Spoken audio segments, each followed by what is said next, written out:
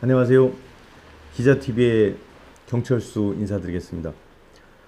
오늘은 충청 뉴스라인에 그 김대균 기자가 사정이 좀 있어서요. 충북 메이커스 TV 단독으로, 충북 메이커스 단독으로 한 주간의 이슈를 털어드리는 기자TV를 하게 됐습니다. 오늘은 단독으로 전달해드리기 때문에 저희 자체 인터넷 방송 CBM TV라는 상으로 보도를 해드려도 될 것 같은데요. 지난 한 주도 참 많은 일이 있었습니다. 그리고 지난주에 비가 오지 않으면 야외에서 여러분에게 한주 이슈를 털어드리는 기자TV를 방영해드리기로 약속했었는데요. 그 전제 조건이 비가 오지 않으면이라고 제가 다행히 달아서 오늘 가을비가 내리는 관계로 역시나 충북 메이커스 사무실에서 전해드리도록 하겠습니다. 늘 말씀드린 거지만 한주 이슈터리는 수많은 뉴스들이 지난주 지역에서 쏟아져 나왔는데요.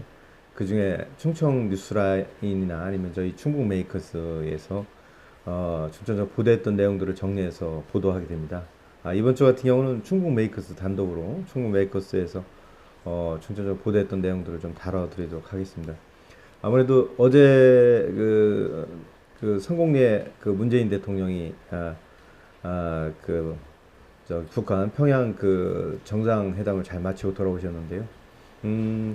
주변에서 곧 통일이 될 것 같다고 많이 반기시고 기대하는 바도 상당히 크더라고요.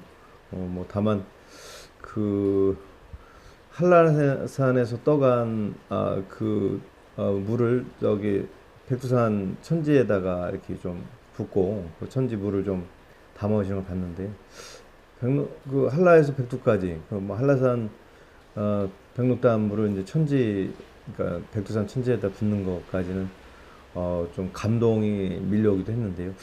그 한 가지 궁금하더라고요. 돌아오셔서 보고회를 하시는데 프레스센터에서 기자들이 질문을 안 하던데 그 담아오신 물은 어떻게 활용하시는 건지 궁금한데 가까운 시일 내에 그 한라산에 가서 마찬가지로 뿌리시게 되는 건지 그 이후에 혹시 중앙지 기자들이 좀 한번 질문을 해서 그 문제를 좀 다뤄주면 좋을 것 같다는 생각을 좀 해봅니다. 그 문재인 대통령이 이제 그 남북 정상회담을 위해서 평양에 가시기 그 하루 전이었죠.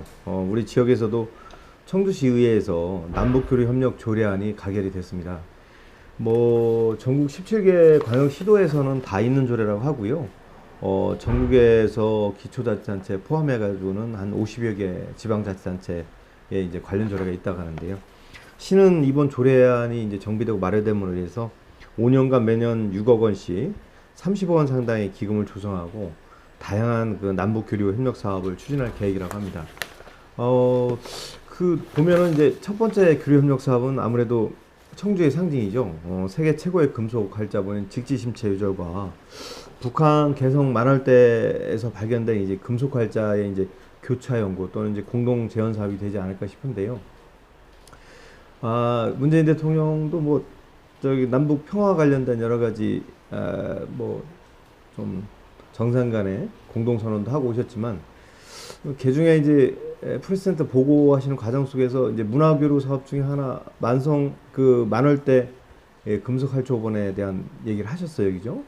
그리고 마찬가지로 지방자치단체 간의 그 활발한 이런 교류 활동도 좀 정상 간에 좀 약속을 하셨다고 했으니까 청주시를 비롯한 충북도 또 충북도로의 그 11개 시군들이 각기 이런 지역 간 왕성한 교류 활동을 통해서 이제 그 통일을 좀 앞당길 수 있었으면 하는 그런 생각이 듭니다. 하여튼 문재인 대통령 모처럼 고생 많이 하셨고요. 지난번에 앞으로의 더 활약을 또 기대하도록 하겠습니다.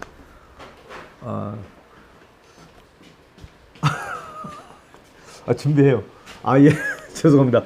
지금 시간이 된 관계로 제가 혼자 방송을 하고 있었는데요. 마침 충청 뉴스라인에 우리 김대균 기자가 지금 막 도착했습니다.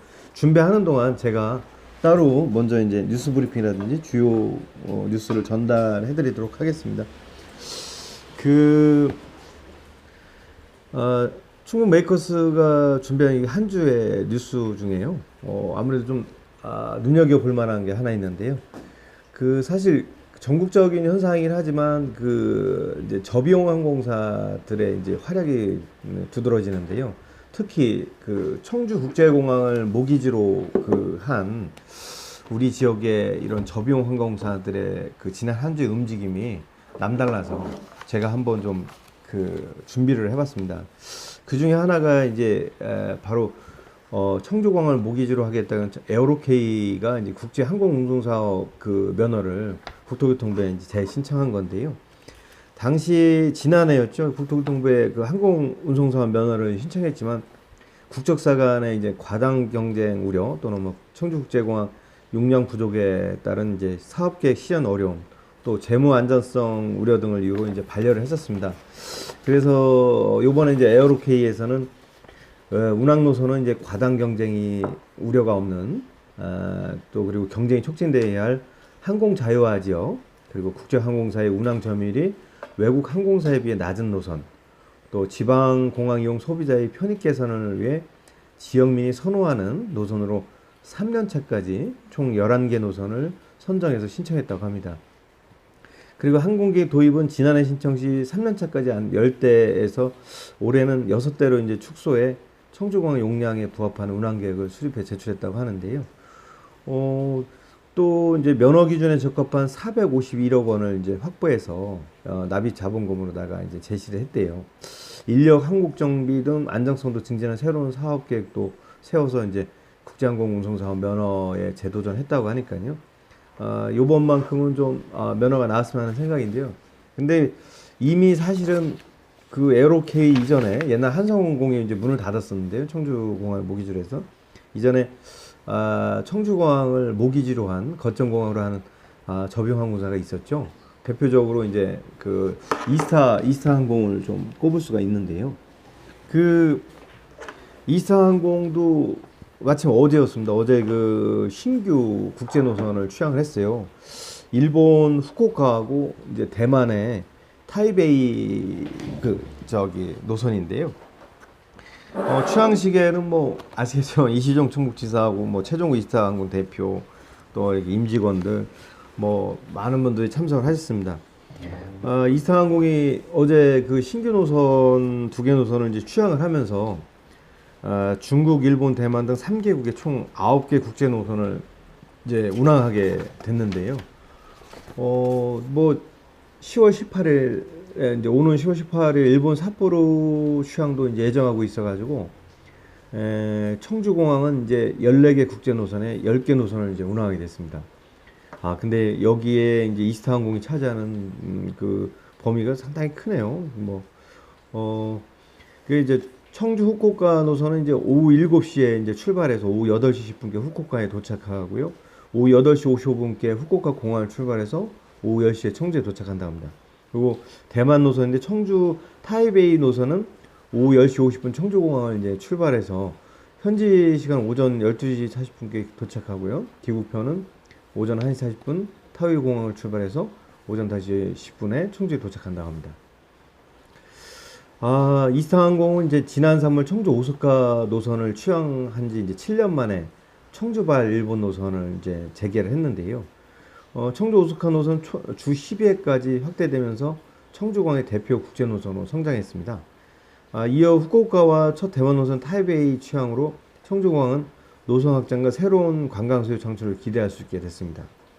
이스타항공은 2009년 첫 취항 이래 현재까지 청주공항에서 취항한 항공사들 가운데 국제선 누적 여객 수송 실적이 유일하게 100만 명을 넘어섰고요. 여객 수송 점유율도 41.5%로 1위를 차지하고 있습니다. 그 이상공이 2016년 청주공항에서 2천만 번째 고객을 맞이했고 지난 6월에는 한반도 사드 배치 문제로 중단됐던 중국 6개 노선이죠. 심양, 상하이, 연길, 하얼빈, 대련, 닝보 등을 이제 재개하고 운항에 들어갔습니다. 알려드렸던 것처럼 우리 지역의 이렇게 저비용 항공사들, 특히 청주국제공항 활성화 차원에서 저비용 항공사들의 약진은 상당히 우리 지역에도 도움이 될 거라는 생각이 들고요. 또 관광 수요 창출이라든지 지역 경제 발전에도 도움이 될 거라는 생각입니다. 방송하던 중에 제가 사정상 오늘 함께하지 못하게 됐다고 인사를 드렸는데요. 지금 빗속을 뚫고 우리 충청 뉴스라인의 김대윤 기자께서 대표 기자님께서 오셨습니다. 그래서 오늘도 마찬가지로 같이 방송을 하도록 하겠습니다. 먼저 인사하시죠. 죄송합니다. 예, 예. 안녕하세요. 저 예. 충청 뉴스라인의 김대균 기자입니다. 예, 사정상 못 오실 뻔했는데 그 일이 좀 해결이 됐답니다. 사실 추석을 앞두고 있어서 여러 가지 일들이 있습니다. 네, 언론사들은. 맞습니다. 예, 그리고 지금 급하게 비도 오고 오늘 비는 오후에 그친다고 하는데요. 비 이제 하여튼 우천을 뚫고 오셨으니까 좀 양해 부탁드리겠습니다. 네. 예. 그 저희가 지난주에 네. 뭐 이렇게 막 묻으셨네요. 아니 우리 저희가 지난주에 그 비가 안 오면은 또 바깥에서 방송을 하기로 했는데 그렇습니다. 예. 오면서 날씨가 안 도와주네요, 그죠? 어제부터 참 걱정이 많았는데 날씨 예. 그러고 참 비가 와서 예. 그래서 제가 얘기했어요. 양해 말씀 드렸어요. 저희가 전제 조건을 달길 다행이라고. 예. 왜냐면 비가 안 온다는 소리 안 했으면 우천과 상관없이 나가야 될 뻔했는데 그죠? 지난 한 주에도 참 많은 소식들이 있었어요, 그죠? 예. 지금 소식을 전하고 있었는데 마저 좀 충북 메이커스에서 좀 네. 정리하고 할까요? 그리고 잠깐 거울을 좀 한번 보고 예. 눈가에 좀 닦으시겠습니다. 저기 준비하는 동안 제가 마저 보내드리도록 하겠습니다. 지난 18일이었죠. 김병호 교육감께서 대한교육 선진사를 배우신다고 해서 프랑스하고 덴마크를 방문하시고 나서 이제 귀국을 하셨는데요. 갑작스럽게 갑작스러울 건 없는데요. 도교육청 행복관에서 열린 이제 직속기관하고 이제 교육장 회의에서 건강한 학교 문화 조성을 당부하셨어요. 근데 그 이유로다가 이제 외국 순방길에 이제 선진사례 교육을 배우러 간 사이에 학교 미투, 흔히 저희가 이제 스쿨 미투라고 표현하는데요. 스쿨 미투 또 학교 폭력 사고 또 식중독 등이 이제 발생한 것 관련해서 이제 유감의 뜻을 밝히신다고 했거든요. 근데 늘 드리는 말씀이지만 역시 교육청이 상당히 준비가 잘 돼 있는 것 같습니다. 이게 사전에 알고서 미리 이렇게 좀 전에 지난번 방송 때 우리 김대윤 기자하고도 얘기했지만 기름칠을 하듯이 흔히 이제 저희 기자들이 말하는 기름칠을 하거나 이제 사전에 이제 백신을 투약한다고 예방주사를 맞는다고 하는데요.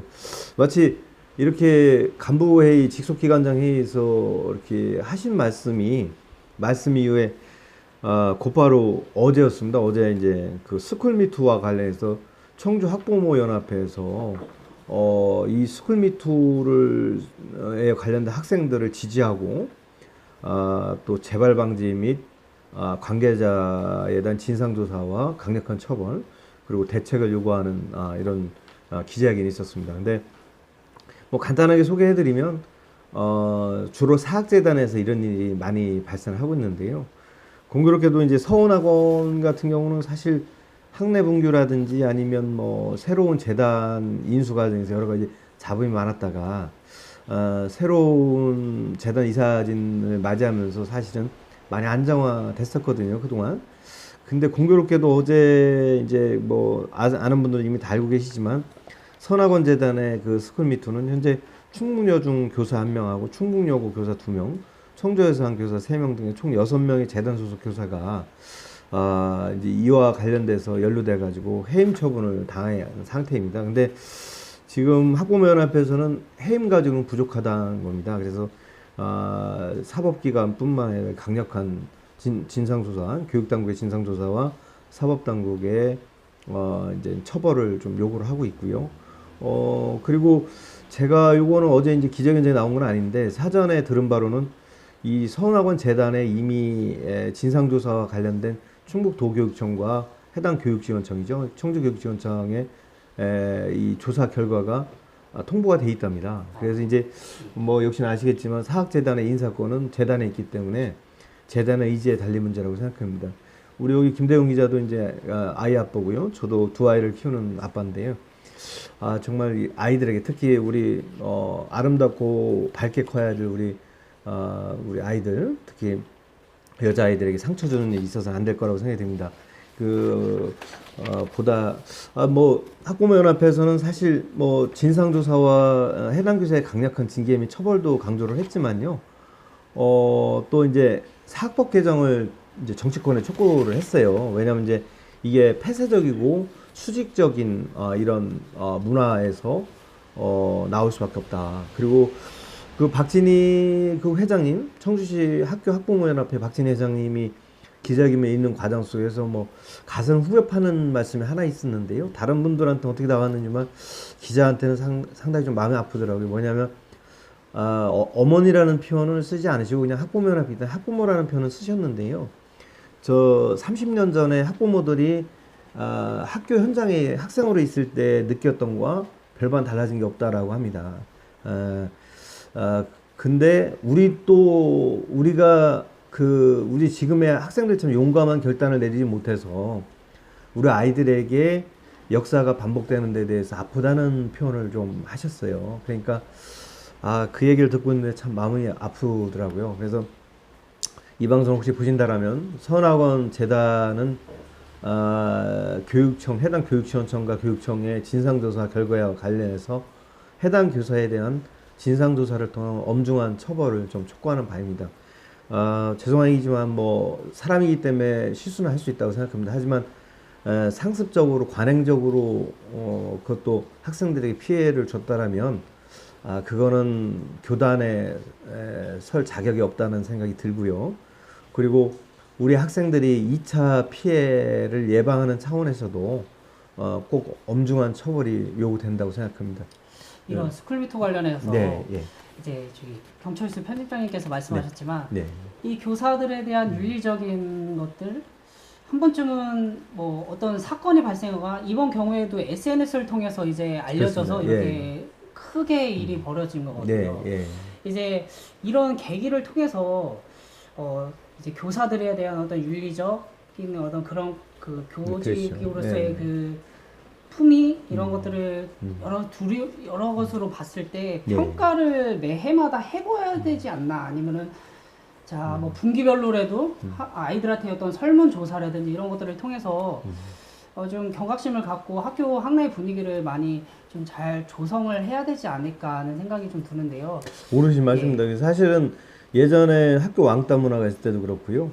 뭐 스탑이라는 이런 제도를 통해서 뭐 이런 알린다거나 위센터를 통해서 이제 피학생들 의견을 들어온 거는 사실이라고 하는데요. 하지만 이게 제대로 처리가 안 됐다고 하는데 사실 이 부분은 뭐 아직 말씀드린 단계는 아닌데 기자도 사실 요 문장을 내가 제보를 받은 게 있습니다. 뭐 취재 계획도 있는데요. 근데 이제 뭔 말씀을 드리냐면 이 스쿨미투 학생들이 처음에는 SNS, 흔히 페이스북이나 이런 사회관계망 서비스를 통해서 처음에 이 미투를 시작을 했다고 합니다. 근데 이것이 죄송한 얘기지만 학내의 일진이라고 하는 학교 관계자와 유착이 된 이 일진 학생들과 연루가 되면서 이 스쿨미투 학생들이 공격을 받았다고 합니다. 그래서 이것을 다른 계정에서 쉽게 침범할 수 없는 트윗을 통해서 이제 확대가 됐다고 하는데요. 안타까운 거는 그 용기를 내서 내가 당했다라는 이 스쿨미투 일반적인 지방선거 때 이슈가 됐던 이런 미투 그쯤에서 전 세계적으로 여파가 한국에까지 미쳤던 그 미투와 이 스쿨미투의 차원이 좀 전개가 다릅니다. 뭐 기회가 되면 전문가분을 한번 다음에 이 자리에 모실 계획도 있는데요. 말씀을 들어보니까 저도 이제 들은 얘기인데요. 이 기존의 미투라는 것은 피해 여성이 시간이 흘러서 용단을 내려가지고 대중 앞이나 아니면 카메라 앞에도 서기도 했거든요. 특히 연예인이나 이런 경우도 많았고요. 근데 이 스쿨미투의 특징은 앞으로 살아나가야 할 인생이 많이 남은 학생들인지라 스스로 도려내놓지 않고 개정된, 그러니까 이제 한정된 이제 자기 친구들끼리만의 어떤 트윗 계정을 통해서 SNS를 통해서 유대감각을 통해서 서로를 위로하고 동병상련의 마음을 위로하면서 피해 사실을 알려가는, 그래서 이것이 교육당국을 통해서 개정되기를 바란다고 합니다. 그렇기 때문에 2차 피해를 예방하는 차원에서 기존 종전의 미투가 드러내고 하는 미투 운동이라면 스쿨미투는 피해 학생들을 보호해야 된다는 그런 좀 차이가 있습니다. 그렇기 때문에 더더욱 스쿨미투에 대한 접근은 조심해야 된다는 생각이 들고요. 무엇보다 2차 피해는 예방이 되어야 된다고 생각이 됩니다. 우리 뭐 김대균 기자님께 적절하게 지적을 해주셨는데요. 당연히 정기적인 뭐 이런 자체적인 조사라든지 또 예방 차원의 이런 노력도 좀 필요하다고 합니다. 저는 우리 김병현 교육감을 좀 믿고 싶은데요. 행복교육 행복씨앗 교육 2기 2.0 좀 기대를 하고 있고요. 한 명의 낙오자도 없이 다 같이 가는 행복한 교육을 이루시겠다고 했으니까 우리 아이들이 피눈물을 흘리고 또 밤잠을 설쳐가면서 미래를 두려워하는 이런 일이 없었으면 좋겠고요. 그래서 어쨌거나 이제 도교육청은 제가 아까 말씀드린 것처럼 사전 기름칠이 잘 돼 있고 계획되어 있는 것 같다는 느낌이 들었다는 게 뭐냐면 곧바로 자료를 냈습니다. 그렇죠. 예, 도교육장을 중심으로 한 긴급 대처판 7개부 전무 담당자 포함해서 이제 긴급 대처판을 뿌려서 운영하겠다고 했는데 그 소식 뭐 한번 준비됐으면 전해 주시겠어요? 예. 충북교육청은 긴급 대책반을 운영해서 교육국장을 반장으로 해서 7개 부서 업무 담당자와 법률 전문가들을 구성을 했습니다. 이외에도 어떤 또 다른 피해 발생에 대한 우려를 안고 있는 가운데 마음 건강 증진센터의 역할 강화는 물론 이제 필요시에 교권 보호자 센터의 협조를 구할 방침이라고도 합니다.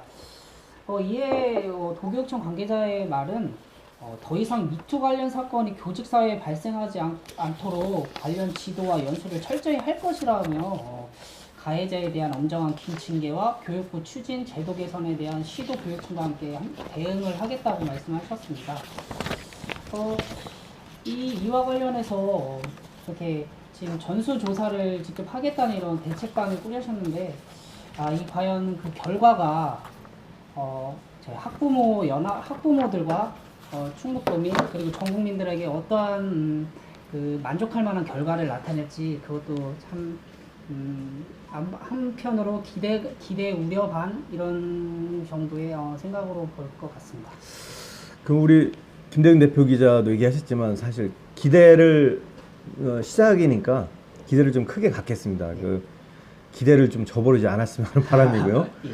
기대 반 우려 반이라고 하셨는데 우리 김대균 기자가 그렇게 말씀하시는 우려가 크다는 얘기입니다. 그렇기 때문에 적어도 저희가 앞으로 기대를 많이 하겠습니다. 그래서 도교육청이 좀 역할을 좀 해주셨으면 좋겠고요. 더 이상 네. 이 미투와 관련해서는 네. 숨길 수가 없습니다. 은폐할 수도 없고 네.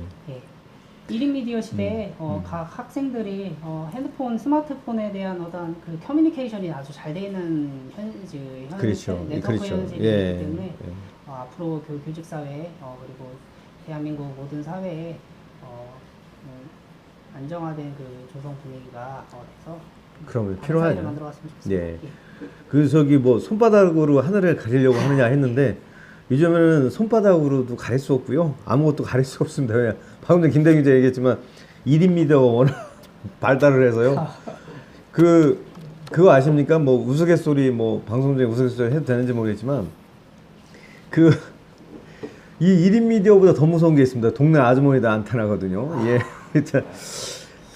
제가 뭐 금연을 한 지가 좀 됐는데요. 담배를 이제 안 태웁니다. 근데 그렇다고 담배를 끊었다는 소리는 안 합니다. 근데 이제 간혹 저희 회사 앞에 친구가 놀러 오거나 이제 업무 관련된 분이 놀러 오셔서 저녁 식사를 하다가 반주를 한잔 하다 보면 담배 한 가지를 권하죠. 그래서 담배를 물고 있다가 우리 딸내미하고 그 동네 아주머니들하고 저희 애들 엄마하고 그 치킨집에서 먹고서 나오다 딱 걸렸습니다. 근데 이제 동네 그 안테나, 아주머니들 안테나가 대단하다는 게 그 아이가 학생이 그 학원으로 가야 되는데 엉뚱한 방으로 가고 있으면 바로 전화가 오고 문자가 오고 그러더라고요. 이게 바로 동네 네트워크입니다. 예, 그러니까 지금 세상 이런 세상인 거 아시고 이제 세상에 비밀은 없습니다. 그러니까 조심하셔야 되고요. 좀 절대 타인에게 상처 주는 일이 있어서 안 되겠습니다. 특히 이제 미래에 더 살아갈 날들이 더 많은 우리 학생들에게는 더더욱 상처를 줘서는 안 된다는 생각입니다. 그 다음 소식인데요.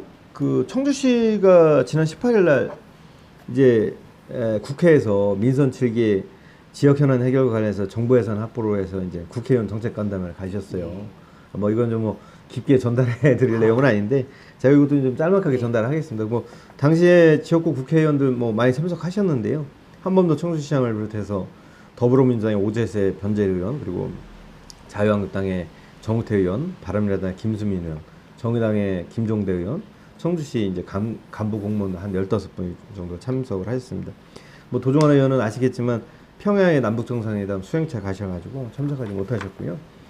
그래서 뭐 청주시가 뭐 각종 5개 현안 사업부터 시작해서 많은 국비 확보를 많이 요청을 했어요. 근데 이제 저는 뭐 이 현안을 꼭 다루려고 하는 게 아니라, 왜냐하면 이미 다 보도됐기 때문에 제가 굳이 일일이 거론을 하지 않아도 될 것 같고요. 놀라운 거는 시기적절하게 참 다 때가 있는지 몰라도 우리 박덕흠 의원이 특별금은 총 27억 원을 확보했다고 자료를 내셨더라고요. 그래서 이거 놀랐습니다. 왜냐면 다른 의원들은 우리 뭐 정우태 의원님도 그렇고 한 7억씩 이렇게 확보했다고 했거든요. 그래서 야, 역시 뭐 전문건설협회 회장도 지내시고 그러지만도 예산 확보에는 달인인가 보다 이렇게 생각했는데 알고 봤더니 그 동남 4군을 대표하시는 국회의원이시잖아요. 그러다 보니까 지역별을 따져보니까 27억이시더라고요. 그래서 근데 어쨌거나 적은 액수는 아닙니다. 고생 많이 하셨다는 얘기를 해드리고 싶어서 그래서 한번 이 부분을 좀 짚어보려고 제가 말씀드린 거고요. 뭐 간단히 박덕흠 의원 같은 경우는 보은 탁줄의 노조수 정비 뭐 3억 원, 뭐 옥천 장령산 자연휴양림 안전사고 예방시설 조성사 6억 원, 영동읍 전통시장 재포장공사 3억 원, 뭐 계산 연풍 남산 소구량 개축공사 7억 원 등 해가지고 한 27억 확보하셨더라고요. 하여튼 이거 제가 사실 우리 지역구 의원은 아니지만 같은 충북 도민의 한 사람으로서 박수를 쳐드리도록 하겠습니다. 그리고 제가 그런 일을 들었습니다. 박덕흠 의원이 박덕흠 의원님이 인프라가 엄청 구성이 그래요? 대단하시다. 뭐 그런 것도 있겠지만 네. 이제 지역 경제 동남 4군을 얘기하셨는데 네, 나중에 계산도 포함이 됐죠. 예, 보은 예를 옥천인가. 들어서 보은 같은 경우에 이제 보은 대표 축제가 있습니다. 보은 대추 축제.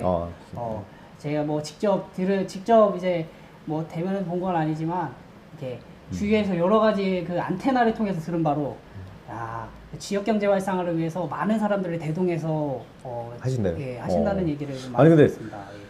사실 이거 방송을 우리 박덕흠 의원님께서 보시는지 모르겠는데요. 저는 그런 생각이 들었어요. 왜 초당적 이런 얘기 많이 하잖아요. 근데 박덕흠 의원이 남부 3구는 꽉 잡고 계시다고 얘기 들었는데 근데 저는 이제 궁금한 게 사실 있는데 언제 기회 되면 한번 여쭤보려고 그랬었거든요. 뭐냐면 박덕흠 의원님이 활약하시는 것들이 그야말로 초당적인 것들이 많더라고요. 이 지사의 공약상 뒷바라지하는 것도 많고요.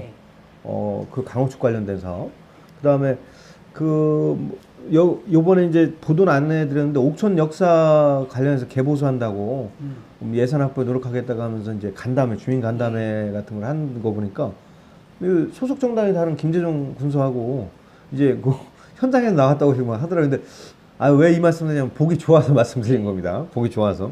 왜냐면 사실 겉으로는 초당적으로 해놓고 뒤에서는 사실 별로 안 좋아하는 경우가 많거든요. 왜냐면 예전에 그런 얘기 있었잖아요. 색깔부터 다르다고 피가 다른 것 같다고 이런 얘기도 있었거든요. 근데 보기 너무 좋아서 그래서 좀 박수를 쳐드리고요. 실제로 박수 쳐드리는데 아무래도 그 뭔가 있는 것 같습니다. 김동윤 기자하고 뭐 개인적으로 좀 뭔가 아시는 것 같은데 뭐 저는 결단코 말씀드리자면 박덕흠 의원하고 뭐 잘 아는 건 없습니다. 이제 뭐 보도자료만 열심히 써드리고 있는 관계입니다. 사실 방금 전에 지역구 국회의원님들 열심히 국비 확보하신 거 이제 자랑하셨다고 했는데요. 네. 사실은 뭐 제가 저지난주는 뭐 인물을 중심으로 지역 현안을 전해드렸고 지난주 같은 경우는 사건 이슈를 중심으로 해서 이제 지역의 현안을 전해드렸는데 뭐 이번 주 같은 경우는 뭐 의도한 바는 아닌데 인물과 현안을 같이 해서 이제 전달행꼴이 됐어요. 근데 방금 전에 이제 국회의원님들 활약을 이제 말씀해 드렸는데 우리 지역에 또 사실 뭐 흠결이 없는 그 정치는 없습니다. 근데 어쨌거나 지역을 뭐 대표하는 대표주자 그리고 지역의 인물 하면 또 빼놓을 수 없는 분 중에 한 분이 또 정우태 의원이시거든요. 근데 트리플 크라운을 달성하신 것뿐만 아니라 뭐 아시잖아요. 다 하시는 뭐 해수부 장관도 하셨고 그다음에 국회의원 뭐도 하셨고 뭐 여전히 지금도 국회의원이시고요. 그다음에 아시겠지만 충북 도지사도 지내셨고요. 근데 뭐 누구나 뭐 받을 수 있는 것 같지만 이 언론이 주는 사항은 또 남다른 사항이거든요. 근데 요번에 20일 날이죠. 오늘 21일인가요? 어제였네요. 어제 서울 그 한국언론진흥재단에서 열리는 신문방송인 클럽 선정 2018년 대한민국 사회발전 대상 시상식에서 정치부문 대상을 받으셨어요. 이것도 박수 쳐드리겠습니다. 정말 사실 이게 그 한국 신문방송인 클럽이 시상하는 건데요. 가볍게 볼 게 아니라 전현직 수백여 명의 그 언론인들이 회원들이 이제 투표위에서 결정하는 거랍니다. 그리고 정치, 경제, 사회, 문화 각 분야에서 대한민국 발전에 기여한 인물과 단체를 선정 시상하는 거라고 합니다. 정말 사실 그 지역 발전을 위해서도 많이 공헌하고 계시고요. 사실 그 보수 개멸이라는 얘기까지 들릴 때에 새누리당에서 자유한국당을 문패를 갈아달고 힘든 시기에 사실 원내대표의 거의 당대표 권한대행까지 해가면서 참 많은 일을 하셨어요. 실제로 살펴보니까요. 여당과 제1야당의 대표 권한대행과 원내대표 지내면서 130여 회의 전국 강연 및 현안 해결을 하셨고요. 20건 이상의 20건 이상의 입법 활동을 벌여온 것으로 이제 나왔습니다. 그래서 이런 내용들 활동 활약상 때문에 한국신문방송인 클럽이 정치부문 대상 그러니까 수상자로다가 선정을 해서 시상을 한 거라고 합니다. 뭐 다시 한번 축하드립니다. 그리고 뭐 지역의 인물들을 많이 키워야 된다고 생각하는데요. 특히 뭐 지금 세상에 어느 세상인데 그런 얘기 하냐고 하실 수는 있는데 저희 충청권에서 아직 대통령이 나오지 못했습니다. 그래서 그 뭐 정우택 의원도 다선 의원에 뭐 워낙 활약을 많이 하시다 보니까 충청권 대망론의 그 주자 중에 하나인데요. 본인은 뭐 정 의원께서는 아직 확실한 말씀은 안 하셨지만 지금 비대위 체제에서 내년 초쯤이면 새로운 당대표 체제로다가 이제 전환을 한다는 얘기가 나오는데요.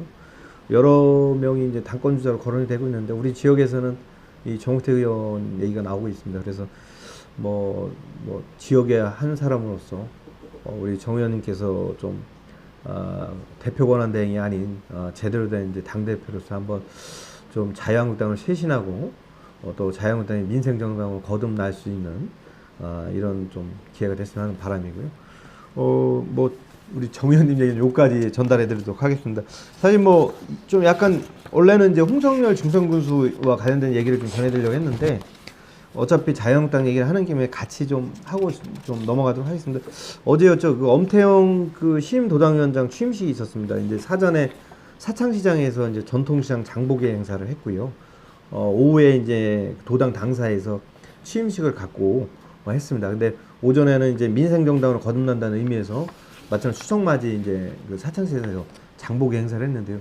근데 제가 어제 저 혼자만 그렇게 느낀 건지 모르겠는데 각 시군의 단체장들은 그 지역의 전통시장의 장을 보셨겠죠. 근데 지역의 국회의원을 비롯해서 정당들 또 뭐 여기 워낙 청주가 행정 수부도시라서 그럴 수는 있는데 이제 공통적으로 뭐냐면 사창시장하고 육거리 종합시장에서 전통시장 장보기 행사를 많이 하셨더라고요. 네. 근데 보시면 아시겠지만 청주도 14개고 도내 전체가 84개인가가 되거든요. 근데 너무 편식하시면 안 될 거라는 생각이 들어요. 그리고 제 생각인지 모르지만 그 사창시장 하면 전통시장 연합회 이명훈 회장님이 계신 곳이고 육거리 하면은 다 아시는 거지만 12개의 이 전통시장 그 번영회가 상가 번영회가 결합되어 있는 육거리 종합시장이거든요.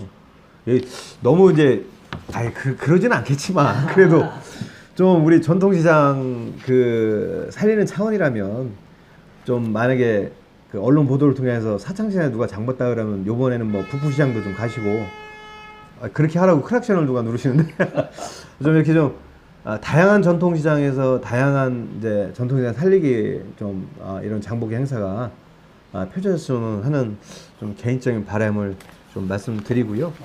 그리고 이제 마저 아까 이제 말씀드린 것처럼 우리 또 홍성열 군수님 뭐 4대 전국 농어촌 군수 협의회장으로다가 이제 선출이 되셨어요. 지난 19일이었죠. 그 증평군 증평읍 윤리 휴양촌에서 이제 개최된 2018년 농어촌 군수협의 정기총회에서 전국의 농어촌 군수 42명 전원 찬성입니다. 전원 박수를 받으셔가지고 이제 협회장에 단성이 되셨고요. 부회장으로는 이제 김주수 경부 의성 군수, 구인모 경남 거창 군수, 황인홍 전북 무주 군수님이 이제 되셨는데요. 우리 그 홍선영 군수님, 지역에서 뭐 제 느낌인지 모르지만 동네 아저씨 같은 훈훈함으로다가 현장 발로 뛰는 이제 생활 정치 또는 이거 민원 행정을 하고 계시다라고 이제 많이 전해 듣고 있는데요. 더 좋은 활약상 많이 보고 싶고요. 또 이런 기회를 통해서 전국에서 으뜸서는 증평 또는 충북도의 그 농어촌 지역의 이런 군수들을 대표하는 군수님이 또는 회장님이 되시길 좀 바라봅니다. 그리고 마찬가지로 큰 박수 보내드립니다. 예. 이렇게 해서 지난 한 주 지역을 빛냈던 인물이나 지역의 이슈가 됐던 인물들에 대한 소식을 좀 거기까지 좀 전달을 해드리고요. 사실 뭐 저희 요것도 좀 같이 다뤘던 건데 한번 좀 같이 얘기를 해볼까요? 이거. 예. 네, 안 그래도 이 말씀 저한테 질문하시려고 그랬나요? 예. 지난 한 주 사실 한 주가 시작됨과 동시에 저희 충북 메이커스와 그 회원사들, 제휴사들이 이제 같이 다룬 이제 기사가 하나 있습니다. 네. 식품업계에 블랙 컨슈머가 맞습니다. 등장하는 얘기를 들었습니다. 이제 지역 상가 소상공인들을 울리는 얘기인데요. 이 사실 뭐 추석을 얼마 남겨놓고 있지 않은 상황에서 닭강정집 여주인을 울리는 이제 블랙 컨슈머 얘기입니다. 근데 이 안타깝게도 이제 청소년들과 이제 관련이 있는 건데요. 이제 청주의 한 그 닭강정집인데, 닭강정집은 여러분들 아시는 치맥집하고 조금 다른 게 학생들도 이제 많이 가고 또 이제 가족 단위도 많이 이제 간다는 겁니다. 근데 워낙 장사가 잘 돼서 지난 1월경에 그 경쟁업체로부터 보이는 이제 뭐 확답은 할 수 없지만 그 업체는 현재 문을 닫은 상황입니다. 근데 한 11차례의 그 신고가 들어가서 결국은 이제 미성년자 주류 판매로 해서 한번 적발이 돼가지고 이제 영업정지 한 달이라는 이제 처벌을 받았다고 합니다. 그래서 이제 한번 그런 경험이 있기 때문에 미성년자에게는 절대 술을 팔지 않고 있고요. 그리고서 이제 주민등록증이나 이제 신분증을 확인을 통해서 반드시 판매를 해왔는데 지난 뭐 얼마 안 된 얘기인데요. 지난 8일이었죠. 지난 8일 이제 오후 11시였다고 합니다. 마치 그 현진건의 그 단편소설 운수 좋은 날을 연상케 하는데요. 이날은 단체 손님도 들어오고 워낙 바빴다고 합니다. 그래서 좀 어려 보이는 이제 혼성 손님 3분이 들어와서 신분증을 좀 제시를 받아가지고 좀 확인했더니 다행히 성인이었다고 합니다. 그래서 닭강정하고 이제 주류를 요구해서 이제 아마 호프 같았는데요. 이제 제공을 해서 한 상황에서 단체 손님들 시중을 드느냐고 이제 정신이 없었다고 합니다. 근데 어느샌가 이제 뒤늦게 합류한 혼성 4명의 이제 그 손님들이 있었다고 합니다. 근데 이제 이 여주인께서는 이제 그 사실을 몰랐었고요. 근데 어느 정도 먹고 나서 정리되고 나서 갑작스럽게 문 닫을 때쯤에 이제 경찰 6명이 들이닥쳤다고 합니다. 근데 여러분도 아시겠지만 사실은 무슨 강력범죄 신고 들어간 것도 아니고 현장에 경찰이 6명이 출동하는 경우는 드물거든요. 왜냐하면 이런 경우는 통상 지구전역 파출소를 통해서 순찰차에 한 2분 타고 올 정도가 정상인데, 계획적인 그렇죠.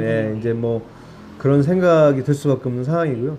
그래서 이제 이분은 자기가 미성년자 주류를 판매했다고도 이제 모르고 있던 상황에서 적발이 돼서 결국은 이제 경찰 조사를 받아야 되는 상황이 됐다고 합니다. 그래서 지난 18일 날 오전에 이제 청주 청운컬 경찰서에 출석을 해서 이제 조사를 받았는데요. 안타까운 건 뭐냐면 조사 과정 속에서 신고자는 밝힐 수 없는 건 당연한 얘기고요. 근데 이제 조사 과정 속에서 얘기를 들었는데 그 미성년자 술을 팔았다고 주장한 미성년자가 이제 진술을 하면서 그런 얘기를 했다고 합니다. 이제 뭐 평소에 자기 얼굴을 잘 아는 단골이기 때문에 주인이 자기한테 술을 줬다 이런 식으로 얘기를 했답니다. 근데 안타까운 거는 여주인은 손님이 워낙 많기 때문에 잘 기억은 못하고 닭강정은 학생들에도 팔기 때문에 이 학생 얼굴은 본 것 같기도 하다고 합니다. 근데 이제 잘 알아서 단골에서 술을 줬다는 얘기는 말도 안 된다는 소리고요. 그리고 자기가 한번 적발에 대해서 영업정지를 당하고 영업 재개를 한 지가 6월 한 달 영업정지를 당하고 영업이 재개된 지가 얼마 안 된 상태에서 다시 미성년자의 술을 팔 수 있겠냐는 거죠. 그리고 이미 신분증 확인을 통해서 1차 확인해서 성인이라고 생각했고 이후에 손님들이 합류한지 안 하는지는 이제 단체 손님들은 바빠서 못 본 거고 그리고 추가적으로 온 손님들은 통상적으로 가게 주인들이 생각했을 때는 비슷비슷한 또래로 보이면 친구인가 보다 이렇게 생각하기 또 제시하기는 쉽지 않은 거거든요. 근데 이제 어쩌나 적발이 돼서 이분은 이제 2차기 때문에 영업정지 3개월까지도 당할 수 있는 위기에 처했다고 합니다. 근데 문제는 여기가 보증금 1,000만 원에 월 임대료가 한 77만 원 정도를 내고 있다는데요. 12만 원 정도, 17만 원 정도 내고 있다는데 이게 이제 3개월 영업정지를 당할 경우는 231만 원이라는 이제 월세를 꼬박 내면서 3개월 동안 장사를 못해서 돈 한 푼 만질 수 없는 이런 상황이라고 합니다. 그러면은 요즘에 경기도 안 좋고 소상공인들 너무 힘든데 이게 뭐 231만 원이면 죄송하지만 지역에서 웬만한 중소기업의 이제 월급쟁이들 월급이거든요. 뭐 한 달치라고 생각할지 모르지만 이제 이런 자기 가게 하는 소상공인들 특히 동네에서 작은 구멍가게 같은 데서 닭강정 파는 분들한테는 엄청 큰 돈입니다. 근데 이게 뭐 이분이 얘기를 하시는데 자기가 잘못한 거는 당연히 처벌을 받아야 된다고 하더라고요. 하지만 너무 억울하다. 근데 자기가 블랙 컨슈머라고 생각이 드는 이유는 실제로 주변에 이런 경우를 많이 지켜봤다고 합니다. 그러니까 이제 학생인 걸 속이고 와가지고 또는 신분증을 위조해서 와서 먹은 다음에 거기서 떳떳하게 술값을 요구하니까 경찰을 불러가지고 미성년자 술 팔았다고 한 다음에 술값은 안 내고 이제 그냥 정신없는 틈을 타서 그냥 간다는 거죠. 이건 뭐 무전취식으로 뭐라고 문제를 삼을 수도 없는 이유가 경찰이 와서 조사를 받아야 되는 적발이 될 상황이 됐기 때문에 이 억울해도 누구한테 하소연도 못하는 이런 상황이 된다는 거예요. 이게 참 안타까운 일이죠, 사실. 이런 이제 블랙 컨슈머 있어서는 안 된다는 생각이 들고요. 그래서 이제 이 여주인께서는 그런 얘기를 하시더라고요. 이제 만 14세 미만의 형사 미성년자, 만 19세 미만의 민법상의 미성년자가 있는데요. 학생들은 청소년 보호법상 사실은 형사 미성년자 만 14세 미성년자일 경우는 사실은 처벌을 받지 않습니다. 그렇기 때문에 이런 경우는 학교에 통보돼서 반성문이나 아니면 생활지도 정도 받고 화장실 청소 정도로 끝난다고 합니다. 그렇기 때문에 이런 학생들이 뭐 이 학생들 여기에서 지목된 학생들이 꼭 그렇다는 건 아니지만 더러는 블랙 컨슈머 특히 악의적인 경쟁업체에서 용돈까지 줘가면서 만약에 이런 일을 시킬 경우는 그저 어차피 뭐 문제될 것이고 처벌받지 않기 때문에 학생들이 유혹에 넘어가기도 쉽다는 거죠. 그렇기 때문에 처벌만이 능사는 아닌데 그래도 이 여준께서 하시는 말씀은 청소년 보호법만 강조할 것이 아니라 이런 소상공인들의 어려움이나 이 블랙 컨슈머들을 차단할 수 있는 예방할 수 있는 이런 법 개정이 좀 강력한 법 개정이 필요하다. 그래서 이제 나온 얘기가 쌍벌죄입니다. 그러니까 옛날에 한때 뭐 실패한 법 중에 하나라고 하지만 성매매 특별법도 쌍벌죄 중에 하나거든요. 그래서 이 여주인께서 하시는 말씀은 술을 팔고 싶지 않아서 안 왔는데 우연찮게 속아서 파는 경우도 있고 또 의도해서 못되게 파는 사람도 있겠지만 그런 걸 다 떠나서 제재할 수 있는 방법은 이런 블랙 컨슈머 특히 이제 소상공인들을 울리는 특히 이런 닭강정 여주인을 울리는 이런 블랙 컨슈머를 없애는 방법 중에 하나는 역시나 청소년 보호법에서 가볍게 처벌받는 학생들조차도 함께 강력하게 처벌받을 수 있게 한다라면 그러면 이런 일은 발생하지 않을 거라고 얘기를 하더라고요. 물론 이제 제 기자 개인적으로는 처벌만이 능사는 아니라고 생각이 드는데요. 왜냐하면 형사 미성년자 규정을 둔 이유는 여러분도 아시겠지만 앞으로 살아가야 할 날들이 더 많기 때문에 흔히 우리가 속단 말로 빨간 줄 거지는 거를 좀 바라지 않는 사회적 분위기 때문이거든요. 왜냐하면 미래 창창한데 좋은 곳이처럼 따라다니면서 그 학생의 인생을 망쳐갈 수도 있기 때문에 그런 건데 근데 이제 문제는 요즘 아이들이 이런 관대한 이런 어른들의 마음이나 문화를 이해해 주면 고마운데 그렇지 못한 경우가 많다는 거죠. 그래서 참 안타깝습니다. 이런 이와 관련된 내용을 하고 봤을 때 그냥 우스갯소리로 하는 말씀이지만 이 업주분들도 자녀가 있단 말이죠. 그렇죠. 그들의 생활을 위해서 생계 위주도 있겠지만 아이들을 키우기 위한 그런 어떤 대책으로 해서 이렇게 영업을 하시고 하시는데 참 안타까움이 크고요.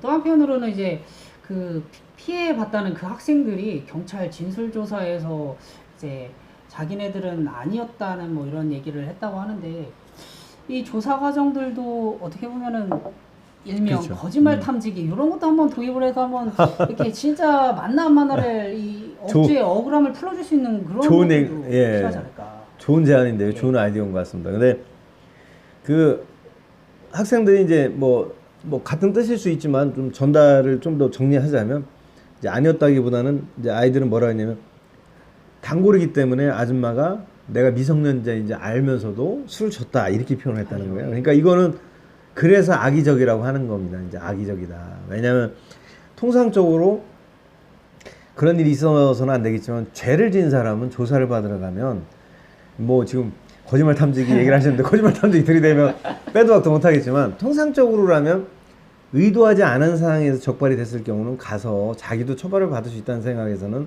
왜냐하면 최소한 학생들이 형사 미성년자라서 이제 평범한 학생들 같으면은 학교에 통보돼서 학교에서 혼나는 것조차도 두려울 경우는 그런 얘기를 안 하거든요. 예, 말하자면 저는 술을 안 마셨어요. 제 친구들인데 저는 그냥 앉아만 있었어요. 저는 그 닭강정만 먹었어요. 이게 통상적 우리가 생각했을 때는 맞는 진술이거든요. 근데 이 학생은 거기서 대놓고 대놓고 뭐라 그랬냐면 내 얼굴을 잘 알고 단골이기 때문에 내가 어린 줄 알고 술을 줬다 이런 식으로 진술했다는 거죠. 그러니까 이거는 나는 어차피 형사 미성년자니까 처벌을 안 받을 거고 저 아줌마 형사 미성년자에 나한테 술 팔았어요. 처벌하세요. 이거라는 거죠. 그러니까 제 얘기가 아니라 저한테 제보하신 그 눈물로 호소하신 그 여주인의 말씀입니다. 그래서 안타깝다는 생각이 들고요. 하여튼 저희가 우리 김대균 기자가 조사 과정 속에 거짓말 탐지기는 우리 경찰 당국에서 좀 아마 이게 경찰서 경제과에서 담당하실 텐데요. 수사과 경제팀에서 맡을 텐데 수사과 경제팀에서는 좀 참고를 해주시고요. 근데 이미 진술 조사가 다 끝났을 것 같은데. 근데 그리고 청소년 보호법과 관련된 처벌만한 응사는 아니지만 좀 법이 좀 현실을 따라가지 못한다는 이런 소상공인들의 이제 호소. 우리 국회나 정치권에서 좀 한번 좀 귀담아 들어주셨으면 하는 생각이 듭니다. 그리고 정부도 마찬가지고요. 다음으로는 역시 우리 경제 얘기를 하지 않을 수 없는데요. 이제 지금 저희 그 기자들이 한 주의 이슈를 털어보는 기자 TV에서 오늘까지 5번째 이제 방송이 되는데요. 안타깝게도 저희가 경제를 중심으로 한 뉴스 채널이라서 그게 저희 충북 메이커스가요. 밝은 소식이나 좀 희망적인 얘기를 전달해드리고 싶음에도 불구하고 역시나 경제 수치나 이런 건 참 안 좋습니다. 추석을 앞두고 나서 그 중기중앙회 충북본부에서 조사를 또 했는데요. 지역에 이제 82개 지역 중소기업을 대상으로 해서 2018년 중소기업 추석자금 수요 조사를 했습니다. 근데 이제 기업 둘 중에 하나는 요번에 자금 사정이 참 곤란하고 안 좋다. 어렵다라고 이제 답변을 했습니다. 그리고 작년에 비해서 이 어렵다는 답변은 9.4%포인트나 오른 거고요. 추석 자금은 이제 평균 35억 1,800억 원, 800만 원 정도가 필요한데 현재 13억 1,300만 원 정도가 부족하다라고 답변을 했다고 합니다. 그리고 이게 상당히 고무적인데요.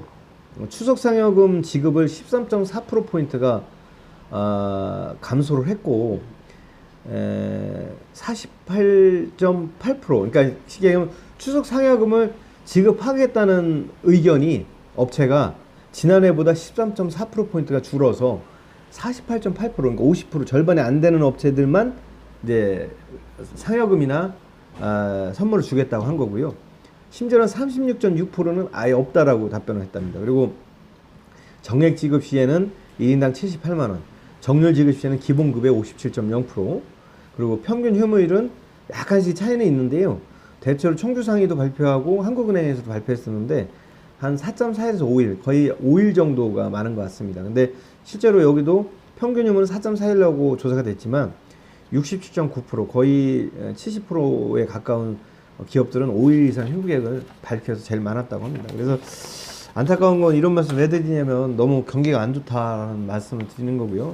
경기 진작이 좀 필요하지 않을까 생각이 듭니다. 근데 뭐 좀 밝은 소식을 또 전해드리자면 충북의 수출 무역 수지 흑자 기조가 지금 9년째 이어지고 있는데요. 이것도 사실은 대단한 겁니다. 이게 뭐 기록 중에 기록인데요. 근데 이제 문제는 수입이 적고 수출이 상대적으로 많아서라는 얘기도 있어요. 그러니까 수입이 적은 거로 인한 수출 기조 흑자 기조다 이런 주장은 있는데요. 따져보면 꼭 그렇지만은 않습니다. 그래서 뭐 그런 주장이 꼭 맞다라고 저는 같이 동조하고 싶지 않고요. 다만 참고로 이제 말씀을 드리면 역시나 유럽에 대한 이제 그 수출 신장률이 높아서 중국에 대한 의존도가 떨어졌나고 봤더니 무역 그 수출액 규모는 역시나 중화권의 의존도가 높다는 거, 여전히 높다는 거고요. 그리고 수출 품목 효자 종목도 반도체에서 벗어났나 봤더니 다른 쪽에서 많은 건 사실이지만 역시나 수출액 규모로 따지면 단일 종목은 반도체가 역시나 높다는 거죠. 그러니까 역시나 수출 종목의 다변화 또는 수출 대상국과 통상국가의 다변화가 이제 요구된다라는 말씀 드리고 싶고요. 그리고 이제 무엇보다도 이겁니다. 이제 트럼프 행정부의 보호무역주의에 따라서 대미 수출이 계속 줄고 있다는 겁니다. 그리고 요번에도 여전히나 마찬가지고요. 그래서 기자는 이제 요거를 미국 수출은 전년 동월 대비 12.1%나 줄었거든요. 그래서 1억 2,100만 달러에 그쳤는데요. 충북 메이커스에서 이걸 보도하면서 강조한 점은 역시나 이런 미국의 이런 보호무역주의, 자국우선주의, 이거를 깰 수 있는 뭔가 이제 대안 마련이 좀 필요한 시기가 되지 않았나, 이런 생각이 듭니다. 그리고 뭐 간단하게 좀 전해드리면 충북 반도체고가 이제 지난 18일이었죠. 12주간 한 3달 정도 되는데요. 일본으로다가 이제 반도체 기술도 배우고 또 이제 어학연수도 겸해서 이제 6주간의 이제 일정으로다가 이제 떠났어요. 건강하게 잘 다녀왔으면 하는 바람이고요. 현장 체험학습 뭐 부럽기도 하고 그리고 잘 다녀오길 바라겠습니다. 그리고 상당히 고무적이고 좀 좋은 상황이라고 생각이 드는데요. 하여튼 건강하게 학생들 잘 다녔으면 좋겠습니다. 사전에 신청을 받아서 선정대 10명이 다녀온다고 합니다. 그래서 좋은 거 많이 배웠으면 하는 생각이 들고요. 뭐 우리 반도체 하면 또 우리 지역의 대표 수출 종목이기도 하고 또 SK하이닉스 반도체가 또 있지 않습니까? 그러니까 뭐 일본에 가서도 배우고 가까이 지역에 있는 SK하이닉스에서도 좀 가서 배우고 그러면 좋을 것 같다는 생각이 들거든요. 그 준비하신 거 하시기 전에 제가 간단하게 그냥 그 한 주에 좀 뉴스 브리핑으로다가 그 좀 도움이 될 것 같은 것들을 좀 준비를 했어요. 그 뭐냐면 이건 간단합니다. 그래서 충북 농축협이요. 올 하반기에 신규 직원 37명을 채용한다고 합니다. 지금 현 정부도 그렇고 우리 저기 이시용 지사님도 지자실의 일자리 현황판은 없어졌을지 모르지만 역시나 일자리 창출에서 노력을 많이 하고 계시는데요. 여기 그 충북농협, 그러니까 농협 충북본부 홈페이지 가면 이런 모집 요강이 잘 나와 있으니까요. 한번 들어가서 보시고 관심 있는 분들 좀 많이 응모했으면 좋겠다는 생각이 들고요. 보니까 농업 전문인력 양성을 위해서 농가계 졸업 대상자의 특별 전형이 있고요.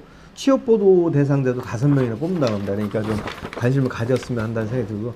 그 다음에 청주시가 올 하반기에 전기차 282대를 구입비를 지원한다고 합니다. 282대. 아시겠지만 미세먼지 문제다 뭐다 해가지고 환경 문제 때문에 많이 이제 적극 권장하는 거고, 현 정부도 뭐 신재생 에너지나 태양광과 더불어서 좀 강조하는 것 중에 하나 이런 전기차라든지 친환경 자동차거든요. 그러니까 이제 청주시가 이렇게 보급에 앞장서고 있으니까 이것도 좀 관심을 많이 가지시면 최대 2,200만 원을 지원한다고 합니다. 그렇죠. 네. 좀 더 자세하게 전달해 주실 거면 아닌가요? 예. 그리고 이제 어제였죠. 이제 우리 문재인 대통령 성공리에 저기 정상회담, 평양 정상회담 공동선언까지 마치고 다녀오시면서 거기에 모든 뉴스가 이제 몰입되다 보니까 좀 많이 알려지지 않았는데 오늘 오전부터 일부는 좀 보도가 되더라고요. 근데 뭐 방송 뉴스를 통해 보도가 되는데 상가 임차인 권리 보호를 위한 그 상가 임대차 법 개정안이 어제 국회를 통과했습니다. 그래서 뭐 이미 약간씩 알고 계신 분도 계시는데요. 상가 임차인의 계약 갱신 요구권 행사 기간을 5년에서 10년으로 늘렸고요. 임차인의 안정적인 영업권을 보장한다는 차원입니다. 그러니까 쉽게 얘기하면 계약 갱신을 5년에서 최대 10년까지 맥시멈으로 이제 보게 된 거고요. 그 다음에 현행 계약 종료 통보일을 3개월 전부터 해서 6개월 전부터로 이제 연장을 했는데, 이건 이제 권리금 보호 차원에서 미리미리 알려줘야 된다는 얘기입니다. 그리고 전통시장의 대규모 점포도 여기 포함된다는 걸 좀 알려드리고요. 또 무엇보다 이제 조정의 신설 규정 공포 후 6개월이 경과한 날로부터 시행이 되는데요. 그 중에 하나가 상가 임대차 분쟁조정위원회가 상가나 임대차 관련 분쟁을 쉽고 저렴하게 해결할 수 있게끔 이제 꾸려진다고 합니다. 그래서 이게 이제 새로 개정된 법안이 실효가 되면 6개월 뒤, 앞으로 6개월 뒤부터는 이제 조정위에서 억울한 점이 있으면 또 풀어주시고 한다거든요. 그러니까 그것도 좀 참고했으면 좋겠고요. 추석 연휴 동안 뭐 의도치 않게 과식을 했다거나 아니면 기름진 음식을 드셔가지고 배가 아프시면 병원을 가셔야 되는데요. 뭐 인터넷 검색 조회를 통해서도 볼 수 있고, 요즘 모바일 스마트폰을 통해서도 많이 볼 수 있는데, 우리 충북에서도 병의원 약 1391곳이 추석 연휴 응급진료와 또 이제 약을 판매한다고 합니다. 그러니까 관심을 가지시고 인터넷 검색도 확인하시면 되고요. 좀 몇 군데만 소개해드리면, 충북대병원은 3차 의료기관을 당연히 하고요. 이제 응급실 운영을 하고요. 청주 하나병원, 청주 한국병원, 청주 효성병원, 오창 중앙병원, 청주의료원, 충주의료원, 그리고 제천의 서울병원, 보은의 한양병원, 옥천의 성모병원, 영동병원, 진천 성모병원, 괴산 성모병원, 음성 금왕 태성병원, 다양노인 전문병원 등이 응급진료와 함께 그 추석 연휴 5일 동안에도 진료를 한다면서, 정상 진료를 한답니다. 그러니까 혹시라도 몸이 아프시거나 그러면 이용을 하시고요. 여기까지 저희 충북 메이커스에서 준비한 한 주의 이슈터리와 뉴스 브리핑이었습니다. 이제 앞으로는 우리 충청 뉴스라인 조금 사정이 있어서 늦게 그래도 와주셔서 너무 감사드리고요. 좀 준비한 소식 전해주시죠. 예. 청주시의회가 6.13 지방선거 이후에 처음으로 365 민원 콜센터 민가 위탁에 대해서 동의안을 가결을 했습니다. 이 가결에 대한 가결에 대해서는 첫 전자투표로 진행이 됐고요. 찬성은 30표, 반대 9명의 결과로 나왔고요. 이와 관련해서 이제 청주시에 한참 뜨고 있는 분이시들이죠. 그죠. 독수리 오영재. 예. 독수리 오영재 분들이 또 이와 관련해서 한마디를 또 하셨는데요. 이 지금 365 민원 콜센터는 3년 계약에 비정규직 근로자들로 인해서 이제 센터가 운영이 되고 있습니다. 25명의 상담사들이 활동을 하고 있는데요. 이와 관련해서 이제 내년도 2월 28일 날 계약이 종료가 된답니다. 그런데 이와 관련해서 이제 지속적이고 상수적인 업무인데, 이거를 이제 시 차원에서는 보다 전문성 있고 외부업체 전문성을 이제 요하는 것이라고 생각을 하신다면 외부업체 제공모를 통해서 다시 운영을 맡기겠다. 그렇죠. 이게 통과가 된 겁니다. 그래서 내년 3월 1일부터 이제 3년 동안 2022년 2월 28일까지 이제 운영이 된다고 하는데요. 최근 이제 비정규직 문제로 인해서 많이 이제 많은 요구를 하고 정규직화 해달라. 그렇죠. 정부도 사실 기존은 그랬었잖아요. 그래서 정의당의 이현주 의원이죠. 그렇죠. 그죠. 예. 제가 앞서 말씀드렸지만 이게 일시적인 업무가 아닙니다. 시 차원에서 이제 상시 지속적인 업무, 시민들의 편의를 위해서 상담을 하는 이런 센터 기구인데요.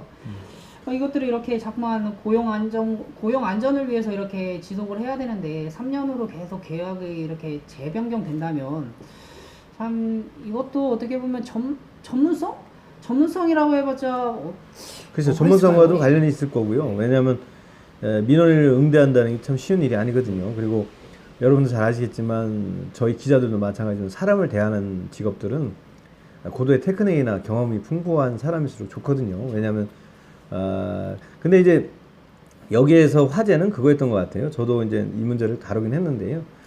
정의당의 이현주 의원이 이제 그 시의회 그 폐회 전에 5분 발언을 통해서 이제 자유 발언을 통해서도 했고 또 반대 의견을 통해서도 제시를 했는데요. 말하자면 이제 현 정부가 문재인 정부가 일자리 창출과 더불어서 비정규직 정규직화를 이제 약속을 했었죠. 예.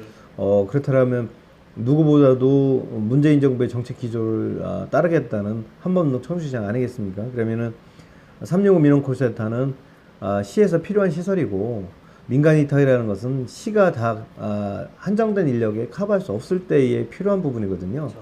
그러니까 쉽게 얘기하면 시립 어린이집이라는 것도 사실은 민간에서 위탁을 받아서 지금 운영하고 있거든요. 시가 해야 될 일을 보다 전문성을 가진 외부 기관에 위탁하거나 자격을 가지신 분들, 선생님들한테 맡긴다는 차원이에요. 예를 들자면. 그 다음에 이제 민원콜센터도 어쨌거나 이현주 의원이 주장하는 것 또는 정의당에서 유일하게 강하게 어필하고 있는 거는 뭐냐면 바로 이제 공공 부분의 비정규직의 정규직화입니다. 근데 이제 이현주 의원 같은 경우는 이거를 정규직화하지 않고 다시 민간의 위탁에 의한 재공모에 들어갈 경우는 이분들은 어쨌거나 3년 동안 민간 그 위탁 기관의 대표의 눈치를 봐야 되는 고용 불안에 시달릴 수 있을 것이다. 그렇기 때문에 현 정부가 일자리 창출 일환의 하나 중에 하나로 비정규직의 정규직화, 고용 안정화를 위해서 공약을 한 만큼 몇 명 되지도 않으니까 이분들을 좀 안정되게 시가 정규직화 시켜달라 이런 요구였죠. 근데 안타깝게도 이게 받아들이지 않았습니다. 그래서 이제 갑론을박 논란은 됐지만 어쨌거나 이제 지금 현재로서는 되돌릴 수 있는 상황은 안 될 것 같고요. 그래서 좀 안타깝다는 생각이 듭니다. 요거 외에 또 한 주에 이슈가 됐는데 제가 전해드리지 못한 게 있어요. 그 뭐냐면 바로 이제 청주시의회 박안 의원이 대표 발의해서 결의문까지 채택해가지고 정부에 낸 게 있죠. 그렇죠. 뭐냐면 청주시의 장기 미집행 도시계획시설 일몰제 관련된 결의인데요. 이거 사실 좀 전해주시면 할 것 같은데요. 이것도. 예. 이것도 독수리 오영제입니다. 예. 그러네요. 청주시 의원인 더불어민주당 박원희 의원. 지구는 독수리 오영제가 지키고 청주시에는 독수리 오영제가 또 지키시네요. 그러네요.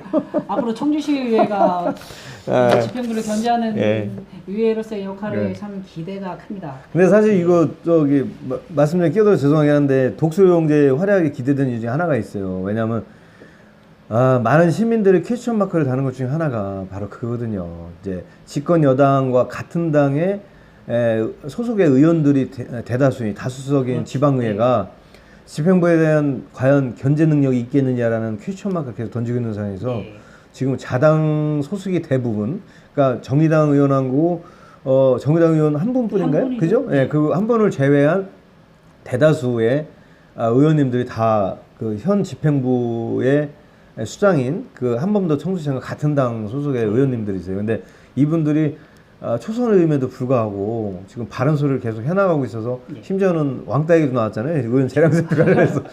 그래서 나온 얘기가 바로 초선 의원들을 5명이라고 해서 그 5명을 독수리 오영제라고 얘기하거든요. 근데 지금 지방의회를 잘 지켜나가고 계세요. 독수리 오영제가.